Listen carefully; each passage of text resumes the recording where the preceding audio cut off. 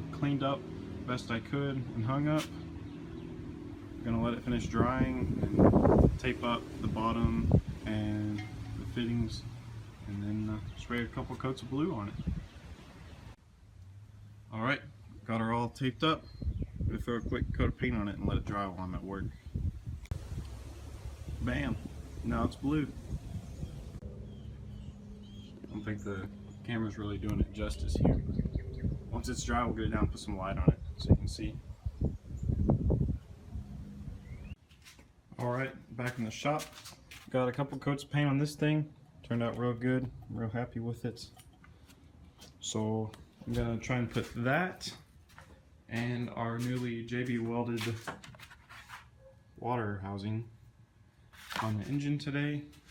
There's a little RTV with the water housing, and I'm going to try and put all this injectors, fuel rail, coils, all this stuff back on with the intake manifold, because at that point it can stay with the engine. And then we got the truck pulled in. I'm going to start disconnecting things so I can pull this real soon. So compared to the car, this should honestly be a piece of cake. This is super duper simple, and there's tons of room to work, so I don't expect to have much trouble with that. We got the intake manifold on, looks super good, super happy with it. So I'm starting to put the coil pack and these other things back on it here. And in the meantime, we drained the fluids out of the truck and took a few things out, and this is going to be ridiculously easy to pull compared to that motor pull out of the Eclipse.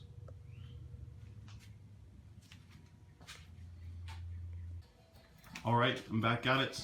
Before I push the truck back out so I can work on the engine, I'm going to go ahead and disconnect the drive shaft and pull it out. In case you guys have never done a drive shaft, this is what it looks like. This is the rear diff, rear end, and there's just 4 bolts here. You take them off and the drive shaft should slide out that side over there, which this is, I think, a 2-part drive shaft for this truck. So I'll probably have to unbolt it right there and right there, and then it should just slide out of the transmission up there.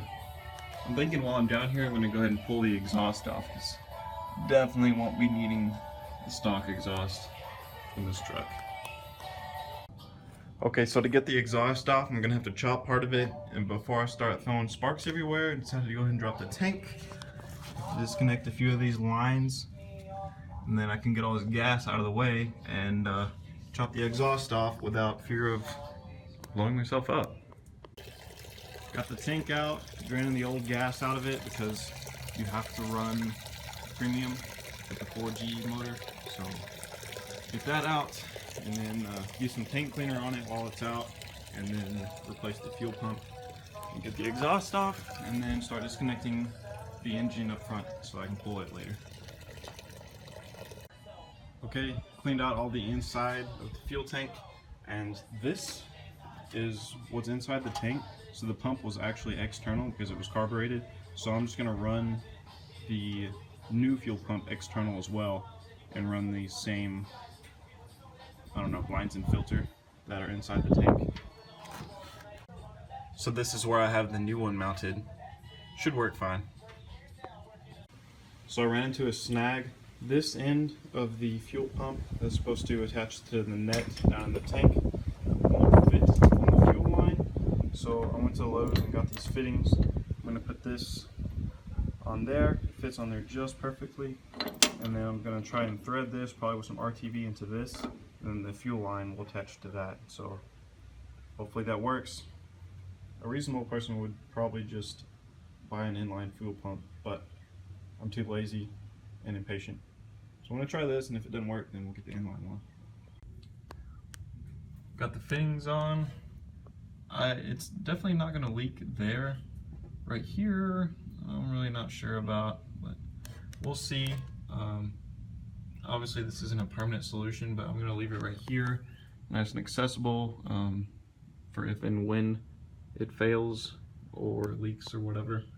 But that's going to work for now, and that way I can go ahead and reconnect all this up here and the fuel tank in for good. Fuel tank's all bolted up, torqued down, and got the exhaust off. truck back on the ground, pushed it back inside, went ahead and took the hood off, and got the exhaust and the headers off. So really I just gotta disconnect a few things over here and she'll be ready to pull. Okay, so the next morning, got everything disconnected from the engine and it's ready to pull. Unfortunately, I don't have any friends that could come over today, so it's gonna be a one-man show. I think I can handle it. I think I'm gonna unbolt the tranny cross member and then find a place to attach the engine hoist and then start unbolting mounts, and hopefully she comes out.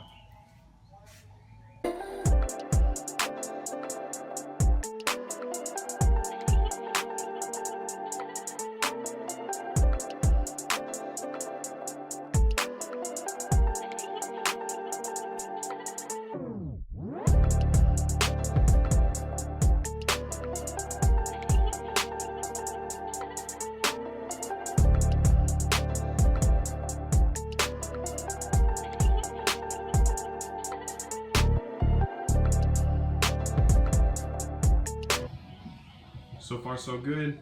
Got the engine and transmission out. It's a little bit of a pain, but got it done. Spilled transmission fluid everywhere, but what are you gonna do? So I'm gonna see about getting this transmission off and see if it really does mate up to the 4G like it's supposed to. Alright, so the transmission's disconnected. Looks good. Probably should get a new bearing, throwout bearing, pilot bearing, but just judging by looks, that pattern does seem to match the pattern on the front wheel drive one that came out of the Eclipse, which would mean that this will mate up to it. So I'm optimistic about that. Here's the old engine. I think we've got everything we need off here. May take some of these vacuum lines. Overall, making good progress.